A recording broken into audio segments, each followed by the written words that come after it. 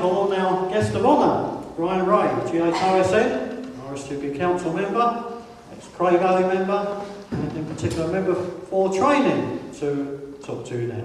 Thank you, Brian. Thank you, Chris, and to you all for the kind invitation this evening. It is genuinely one of the more pleasurable duties I've been asked to perform as a member of the RSGB board. In June 1946, the Post Office invited those who had held pre-war licences to apply for a new post-war licence. 3 months later, they extended this invitation to those who had held artificial aerial licences. The new licence was far more liberal than the previous one. It replaced the test call with the CQ call. It removed the 4 hours per day sending limit. Radiometer's examination was introduced, and the G3 plus 3 letter cosigns soon followed. This, coupled with the already mentioned removal of limitation in transmission times, no doubt led to the long QSOs we hear from G3s on 80 metres even today. Thus it was that amateur radio was reborn in a form we would probably almost recognise it today. The Cray Valley Society was there at the birth, and some of your founders may well have assisted in the delivery.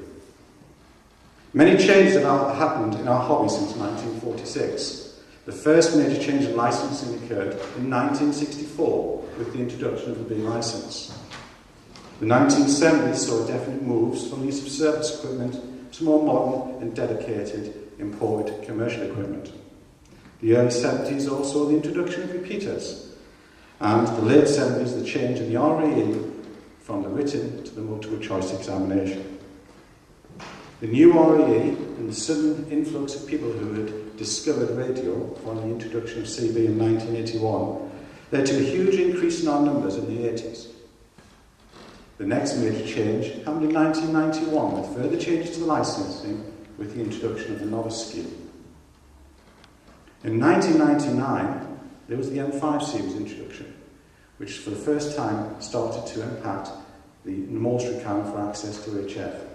And of course, in 2001, we saw the introduction of a new licensing regime, which has absolutely revolutionised our hobby in the UK and has taken the UK to the lead in the style of amateur licensing. Many countries are now following our British lead. In the same 60 years against this backdrop of change, and some may even say turmoil in Norway, Radio Society, the Cray Valley Radio Society has thrived. And you might well ask why, when many others have waxed and waned. I recall the first time I attended Cray Valley. It was in early 1978 or so, and you met at Elton at the west end of the High Street in a hall not disliked with this. The hall was packed, as someone's already said, and I soon learned that there were many well-known radio amateurs there in its ranks, a style that has continued ever since. At the front of the hall, just about here, there was Arthur Miller, G2MI. He always sat there. That was his place. Arthur was a gentleman radio amateur. He'd been a mover and shaker in the hobby for many, many years. He'd changed many things in the hobby and was president of the RSGB in the 1950s. When I attended again earlier this year, even though I knew of his passing, I almost expected to see Arthur still here. By coincidence, he was also a member of my own current Radio Society, the Marts, honorary secretary in the 1930s. I also recall Bob Mersch, who's already been mentioned, G8JNZ, who, while in comparison to Arthur as a babe in arms, was every bit the committed gentleman radio hand of the more modern age. Bob, with Chris, G0FTZ, did his bit for the hobby by running a local repeater, a task we often take for granted. Thankfully, Chris is still with us and continues to do his bit with GB3 VHF, helping organise club tips and events, and of course, training new licensees. Perhaps, in many ways, his most important role. Others involved in training include Bob, G4BUO, and Smudge, G3GJW, who I understand has proved something a whiz at introducing newcomers to Morse very rapidly. Dave is also well known for his contest work, and his column in Radcom, Wilmar Smudge, so long association with Lorena is without equal. Of course, no one can think of Cray Valley today without mention of Bob Treacher. Bob has carved out his own unique place in the hobby and is on a par with the legendary Pat Hawker for his contributions to Radcom. As if this isn't enough, Bob is also very active in all of Cray Valley's activities, including organising a number of major events. He is a remarkable ambassador for both our hobby and your club. Of course, the club needs an active few, but even the most active require a band of willing and able supporters. Cray Valley clearly has a mix of members that many clubs would die for. And how else could we achieve the following?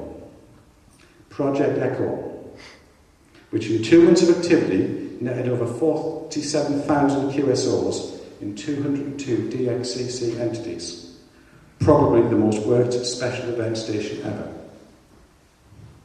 GBT 200, which marked the Queen's Golden Jubilee as a major event, masterminded and supported by Cray Valley. GB 200T, which marked the thrashing of our French friends at the Battle of Trafalgar, achieved 13,700 contacts with 121 countries, I understand including France, and that was in just 8 days. Another major event masterminded and supported by Cray Valley. So yes, Cray Valley has lived in interesting times, but you and all the members in the last 60 years have shown what a club can achieve if they focus on what's good in the hobby and what they can give to it. Well done, Cray Valley. I'm sure your founding members, all 8 of them, would have been very proud of their achievements if they knew just of half of them. But I will close with a final warning. These days you cannot retire at 60. You must go on. You have so much to give to the hobby, I urge you to do so for the next 10 or 20 years at least. Thank you.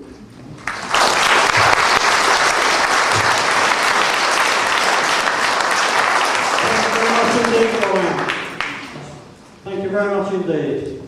Very nice to hear that from an ex-Cray Valley member. Once a Cray Valley member, always.